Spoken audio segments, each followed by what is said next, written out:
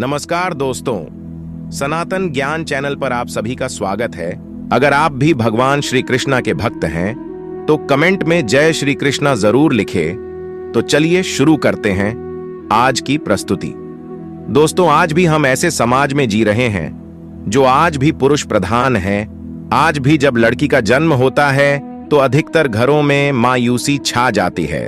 और मित्रों, यह और कुछ नहीं बल्कि हम मनुष्यों की अज्ञानता है। लड़की को बोझ समझते हैं, परंतु आपको जानकर हैरानी होगी, लड़की का जन्म हर किसी के घर में नहीं होता, बल्कि इसके घर होता है जो भाग्यशाली होते हैं और अपने अपने कर्म अर्जित किया होते हैं।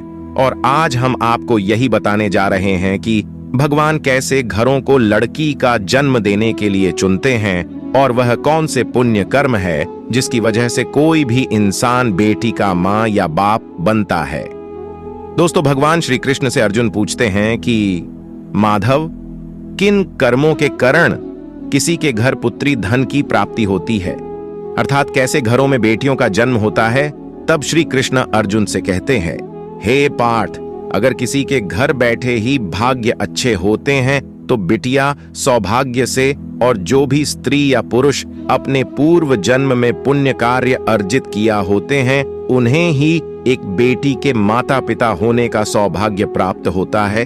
बेटियों को जन्म के लिए उन्हें घरों को चुना जाता है जो बेटियों का भार सहन कर सके, क्योंकि तीनों लोकों में स्त्री अर्थात बेटियां ही ऐसी होती हैं जिसका भार हर कोई सहन नहीं कर सकता। वह बेटियां ही होती हैं जो इस सृष्टि को निरंतर चलती है, मां होने के लिए अपना सर्वस्व निछावर कर देती हैं। हे अर्जुन, जिस दिन इस सृष्टि में बेटियों का जन्म लेना रुक जाएगा, उसे दिन धीरे धीरे इस सृष्टि का अंत हो जाएगा। मित्रों, भगवान श्री कृष्ण के इन वचनों पर गौर किया जाए तो उनका कहां बिल्कुल सही है। वह बेटियां ही होती हैं जो इस सृष्टि को निरंतर चलती हैं, मां होने के लिए अपना सर्वस्व निछावर कर देती हैं। हे अर्जुन, पर जिस दिन इस सृष्टि में बेटियों का जन्म लेना रुक जाएगा, उसे दिन धीरे धीरे इस सृष्टि का अंत हो जाएगा। मित्रों, भगवान श्री कृष्ण के इन वचन पर गौर किया जाए तो उनका कहां बिल्कुल सही है। बेटियां नहीं होंगी तो किसी का वंश आगे नहीं बांध सकता। दोस्तों, आपने भी कई लोगों को कहते सुना होगा कि जिस घर में बेटी का जन्म होता है वह घर स्वर्ग के समान होता है, क्योंकि बेटा तो केवल एक कल को रोशन करता है, बेटियां तो दो कोलों को रोशन करती हैं। माता पिता के घर वो बेटी के रूप में अपने उत्तरदायित्व का निर्वहन करती हैं, तो ससुराल आकर एक बहू के रूप में सारे कर्तव्यों का पालन पूर्ण करती हैं। दोस्तों, आजकल आप सुनते ही हो, बेटियां बहू परिवार में किसी के मर जान पर उसका पिंडदान नहीं कर सकते। लेकिन यह बिल्कुल भी सही नहीं है, क्योंकि रामायण में बताया गया है कि प्रभु श्री राम के पिता राजा दशरथ की मृत्यु हो गई तो माता सीता अर्थात राजा दशरथ की बहू ने ही उनका पिंडदान किया था, जिससे उन्हें जन्म मरण के चक्र से मुक्ति मिल गई थी। इतना ही नहीं, हिंदू धर्मशास्त्रों में बताया गया है कि बेटियां भी अपने पिता के नाम का पिंडदान कर सकती हैं। वही अगर ससुराल पक्ष में कोई पुरुष नहीं है तो इस स्थिति में बहू भी पिंडदान कर सकती है। इसलिए मित्रों, वह लोग बहुत किस्मत वाले होते हैं जिनकी घर में बेटी जन्म लेती है। वही वह परवल किस्मत के होते हैं जिनके घर एक से ज्यादा बेटियां होती हैं। शायद यही कारण है कि बेटियों को लक्ष्मी कहा गया है। दोस्तों, बहुत से लोगों की सोच यही होती है, बेटी है तो बिना समय गंवाएं और इस पर पढ़ाई में पैसे लगे, जल्द से जल्द शादी कर दो।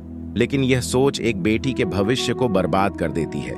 जरा सोचिए, एक बच्ची के मां में कितने सपने होते हैं, उसे कुछ करना है लेकिन यह सपना सिर्फ सपना ही रह जाते हैं। इसलिए अपनी बेटियों को सपना पूरे करने देना चाहिए। उन्हें जीवन में हर वह खुशी दे जो उन्हें मिलनी चाहिए। एक बेटे से ज्यादा एक बेटी हमेशा अपने माता पिता के लिए सोचती है। माता पिता को प्यार और अपनापन बेटी ही दिखा सकती है। बेटी के जन्म को एक जश्न की तरह मानना चाहिए। माता पिता को बेटी को हमेशा एहसास दिलाना चाहिए कितने खास यह बेटी है। मित्रों, बेटी कभी भी आप पर बोझ नहीं होती, वह सिर्फ अपनी और अपने परिवार की किस्मत बनाने के लिए जन्म लेती है। एक कथा के अनुसार दो मित्र लंबे समय के बाद एक दूसरे से मिले। एक दोस्त ने दूसरे से उसका हाल पूछा तो जवाब में उसने कहा कि मेरे हाल तो एकदम बढ़िया है। और वह भी क्यों ना मेरे 2 बेटे जो है। तभी वह अपने दोस्त से पूछता कि तेरे घर में कितने बच्चे हैं। दोस्त खुशी के साथ बताता है, मेरे घर में 2 बेटियां हैं। उसका दोस्त भगवान का शुक्रिया अदा करता हुआ कहता है कि मैं धन्य हूं, मेरे घर बेटियां नहीं। यह सुनकर पिता की आंखों में आंसू आ गए। तभी उसकी बेटी पिता के मित्र से कहती हैं कि अंकल, भगवान हमेशा भाग्यवान को ही बेटी देते हैं, कभी गरीब को बेटी के रूप में माता लक्ष्मी नहीं देते। भगवान इसको पुत्री का सुख देते हैं जिसके अंदर पालने की सामर्थ्यता होती है, जो गरीब होकर भी अपनी बेटी को पाल सकता है। एक बार स्वामी विवेकानंद वैष्णव देवी की सीढ़ियां चल रहे थे। बगल से किसान अपनी बेटी को कंधे में बिठा चढ़ाई चल रहा था। तभी स्वामी विवेकानंद ने कहा कि बाबा, आपकी बेटी का बोझा आपको लग रहा होगा, इसको मैं उठा लेता हूं और माता वैष्णो के दरबार तक ले चला हूं। सबके सामने स्वामी विवेकानंद से कहा कि बेटी, कभी भी आपके कंधे पर बोझ नहीं होती। बेटियां अगर आपके कंधे पर हों तो वह हर बोझ को हल्का कर देती है। मित्रों, बेटियां कभी भूखी नहीं होती, जो सिर्फ मान और सम्मान की भूखी होती है। अब सोचने वाली बात है कि कौन सी कर्म के बाद आप किसी के घर लड़की के रूप में जन्म लेते हैं और उनके घर के लिए लक्ष्मी का रूप साबित होते हैं। गरुड़ पुराण में बताया गया है कि जब आत्मा को नया जन्म मिलता है तब आत्मा को शरीर के अनुसार व्यवहार में चलकर अपने कर्म करने होते हैं। शरीर के जरिए कर्म करके ही एक आत्मा अपने जन्म के उद्देश्य को सार्थक भी बना सकती है और निरर्थक भी। यदि कोई पुरुष महिलाओं का आचरण करता है, स्वभाव में महिलाओं वाली आरती ले आता है या वही काम करना चाहता है तो एक महिला को करना चाहिए, तो ऐसे ही पुरुषों का आत्मा स्त्री का शरीर धारण करती है। वहीं गरुड़ पुराण में बताया गया है कि जब कोई मनुष्य मृत्यु के समय किसी स्त्री को याद करते प्राण त्यागता है तो वह अगले जन्म वह स्त्री के रूप में जन्म लेता है। वही अगर वह अंतिम क्षण में परमेश्वर का नाम लेता है तो वह मुक्ति के मार्ग पर अग्रसर हो जाता है। दोस्तों, आपको आज का वीडियो कैसा लगा हमें कमेंट करके जरूर बताएं।